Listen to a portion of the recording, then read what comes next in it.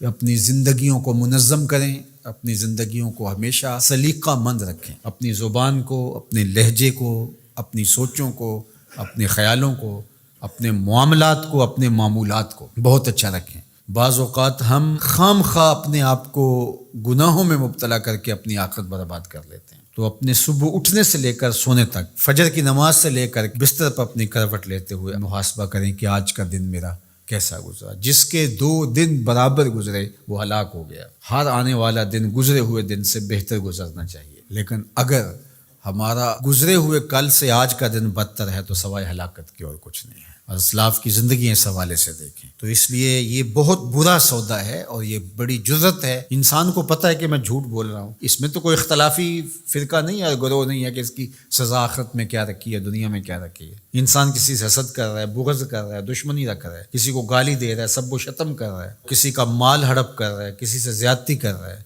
رشوت لے رہا ہے، یہ جو کچھ بھی ہماری زندگی میں شب و روز کے معمولات ہیں جو ہم کر رہے ہیں، یہ تو کوئی اختلافی مسئلہ نہیں ہے کہ جس کے بارے میں وہ کہا کہ مختلف اقوال ہوں کہ آپ نے اس فرقے پہ اور اس گروہ پہ اور اس مسلک پہ بات کر لی کہ نہیں ہمارے مسلک میں یہ جائز ہے۔ جھوٹ تو ہر مسلک میں ناجائز ہے، ہر الہامی غیر الہامی مذہب میں ناجائز ہے۔ اسی طرح رشوت کھانا، سود کھانا، شراب پینا، نظروں کی ناپاکیزگی اور اپنی زندگی کے جو دیگر امور بد ہیں اس میں تو کوئی اختلاف نہیں ہے۔ اپنا وقت برباد کرنا، نمازیں چھوڑنا، لوگوں کو ایذا دینا، تکلیفیں دینا، ہمارا دین تو اس قدر حساس ہے لوگوں کے خیال رکھنے کے حوالے سے کہ لہسن اور پیاز کھا کر کے مسجد میں آنے سے روکا گیا ہے کہ تمہارے منہ سے نکلتی ہوئی سمیل کو سونگھ کر کے کسی کو تکلیف نہ ہو، کسی کو اذیت نہ پہنچے۔ وہ اس قدر حساس ہے۔ حضرت انس بن مالک آتے تھے تو چونکہ وہ جنہوں نے حضور کو نہیں دیکھا تھا تو وہ ان کا ہاتھ پکڑ کے چوم لیتے تھے کہ آپ نے حضور کو دیکھا، تو وہ اپنے ہاتھ کو خوشبو لگا کے آتے تھے کہ لوگ میرا ہاتھ حضور کی نسبت سے چومتے ہیں،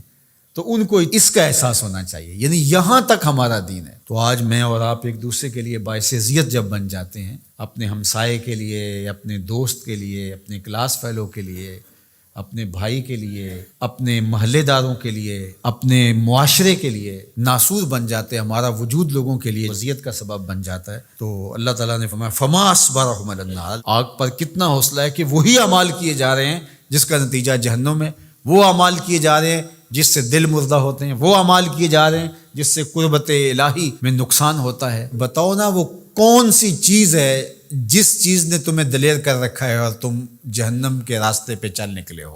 وہ دولت ہے، حسن ہے، جوانی ہے، اقتدار ہے۔ وہ چیز کیا ہے جس چیز پہ تم ناز کر کے اپنے رب سے دور ہو کے جہنم کا ایندھن بننے کے لیے تیار ہو گئے؟ کتنا حوصلہ ہے لوگوں کا، کتنی ڈٹائی سے کہہ دیتے ہیں یہ جہاں میٹھا اگلا کس نے ڈٹا۔ کوئی کہتا کوئی بات نہیں، کر لو جو کرنا، آخرت میں توبہ کر لیں گے۔ توبہ کی امید پر گناہ کا کرنا یا ڈٹائی کے ساتھ گناہ پہ گناہ کیے جانا، اپنی بد اعمالیوں کی کوئی توجیہ کر لینا، مختلف شیطان کے فریب ہیں، مکر ہیں، وہ آپ کو مختلف طرح سے پھانس لیتا ہے، ہم اس کی کوئی توجیہ کر لیتے ہیں، اس کی کوئی صورت گری کر لیتے ہیں۔ مطلب کیا؟ جب اللہ کی کتاب سے ہم انحراف کریں گے تو اللہ توفیقات خیر سلب کر لے گا۔ یہ جو لعنت کا لفظ آپ نے سنا تو لعنت کا کیا مطلب ہے؟ لعنت کا مطلب ہے کہ رحمتوں سے محروم کر دیا جانا۔ عرب کہتے ہیں جب وہ اپنی اولاد سے ناراض ہو جائیں یا کسی سے ناراض ہو جائیں بڑا، تو وہ کہتا ہے کہ میں تمہارے لیے دعا نہیں کروں گا، تم میری دعاؤں سے آج کے بعد محروم ہو گئے ہو۔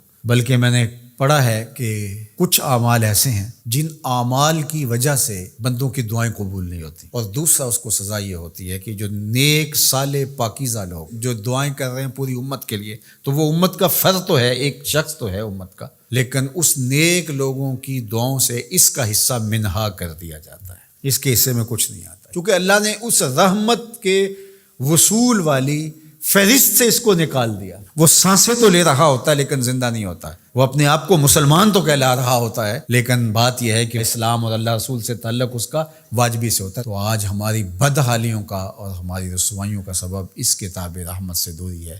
اللہ کتاب رحمت سے جڑنے کی توفیق دے۔